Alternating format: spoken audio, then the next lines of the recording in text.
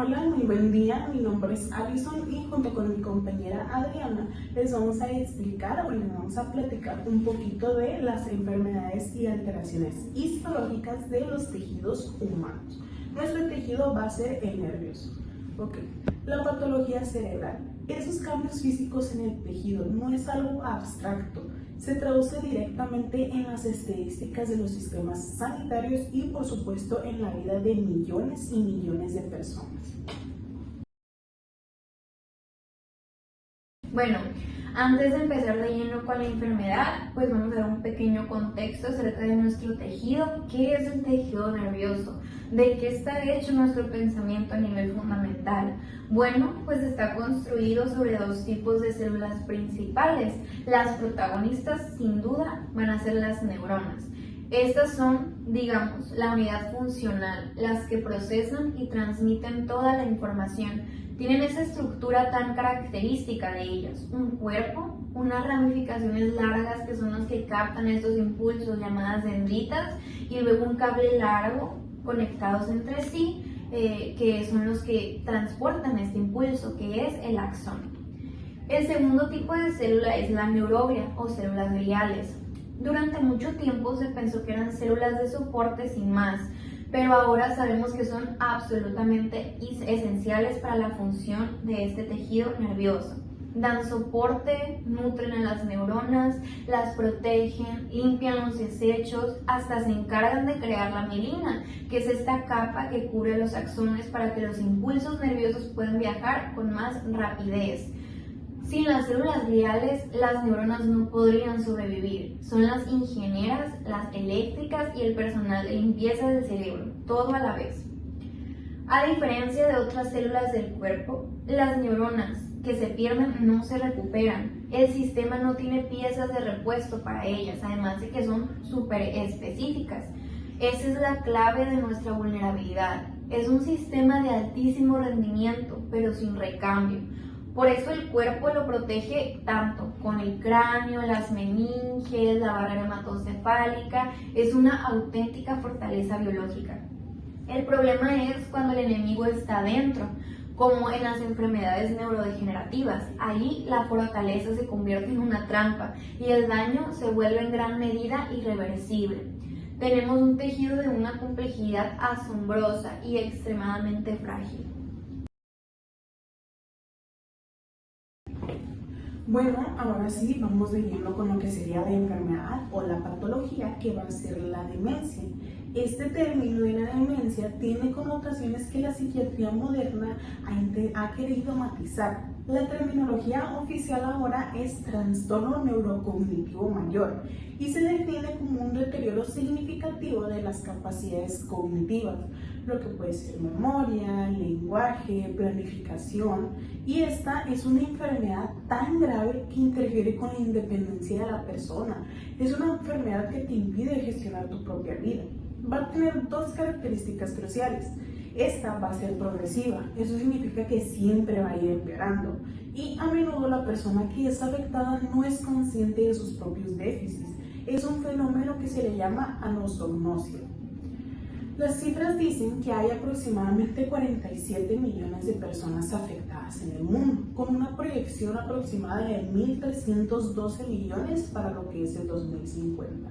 Es como una epidemia silenciosa y la verdad es importante recalcar que la demencia no es una única enfermedad, es un término que conlleva hasta 13 tipos de enfermedades diferentes.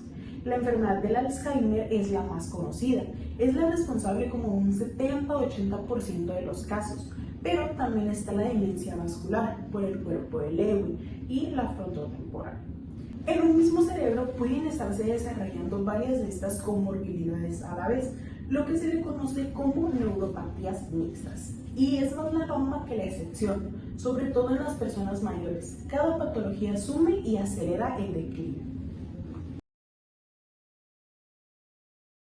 Ok, ahora vamos a empezar a explicar un poquito de los cambios morfológicos que suceden en nuestro tejido nervioso al padecer esta patología. ¿Qué ocurre en nuestro cerebro?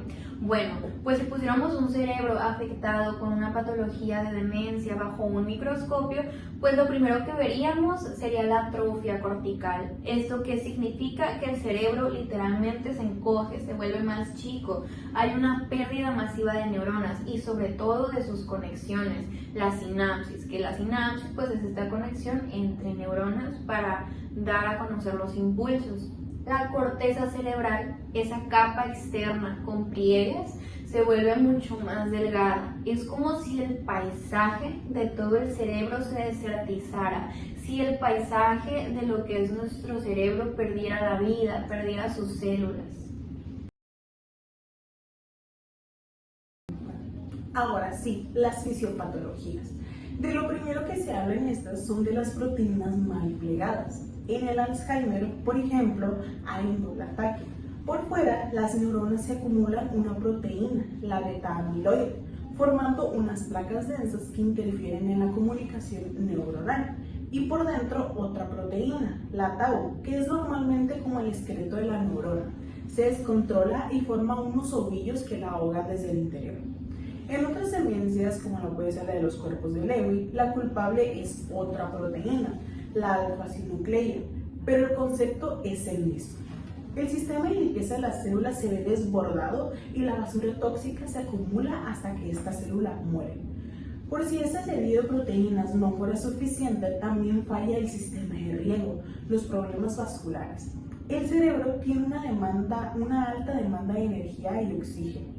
Si la sangre no llega bien, este desastre es inmediato. En la angiopatía amiloide, esa misma proteína del Alzheimer debilita los vasos sanguíneos. También las lesiones de la sustancia blanca, que son como unos baches en las autopistas de la información. Y tenemos directamente la isquemia o el ictus, donde el flujo se corta y las neuronas mueren asfixiadas. Todo está interconectado. El cerebro, además, no se deteriora de forma uniforme. Un lado puede verse afectado antes y esto puede tener implicaciones clínicas muy importantes. La atrofia puede que sea más pronunciada, por ejemplo, en el hemisferio izquierdo o en el hipocampo, que es vital para la memoria. Lo interesante es que a veces estas asimetrías se pueden detectar en una resonancia electromagnética antes de que haya síntomas. Puede ser una de las primeras alarmas silenciosas que nos envía el cerebro. Ok, ahora yo voy a explicarles acerca de la clínica, cómo detectar a un paciente con demencia mediante pues una cita. Primero, pues el diagnóstico es, en esencia, el arte de traducir la historia de un paciente, sus olvidos, su confusión. Es un mapa que probablemente esté ocurriendo en su cerebro y los clínicos tengan que traducir. Las personas con deterioro cognitivo no llegan con una etiqueta en la frente que diga tengo demencia, pero pues es más probable que sean pacientes mayores de 65 años en adelante aproximadamente y pues que padezcan otras enfermedades como lo sería la hipertensión, diabetes, problemas del corazón. A estas se les conocen como comorbilidades. Desenredar qué síntoma es de qué enfermedad es increíblemente complejo. Esas otras enfermedades no son una coincidencia, son más bien factores de riesgo que propician a esta demencia. Pues podemos decir que la demencia, lejos de todos los complejos cambios que suceden en un tejido igual de complejo y un equilibrio tan delicado como lo es el tejido nervioso, pues es una enfermedad terrible en la que una persona pierde su esencia poco a poco, a veces sin ni siquiera darse cuenta, hasta olvidar por completo quién fue y sufrir cambios en su personalidad involuntarios sin que esta persona lo desee ni sus familiares.